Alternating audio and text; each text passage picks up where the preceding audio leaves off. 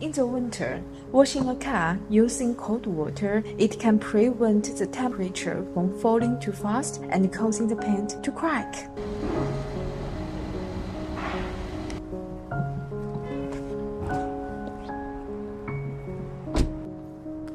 Starting wash the car after the engine is completely coated, which can extend the service life of the engine.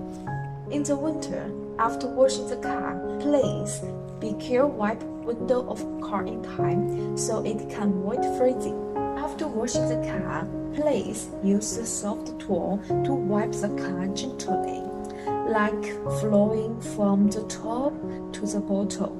Please don't draw circles and wipe horizontally. That's very bad. This is the end of the tips, and I will see you next time. Bye.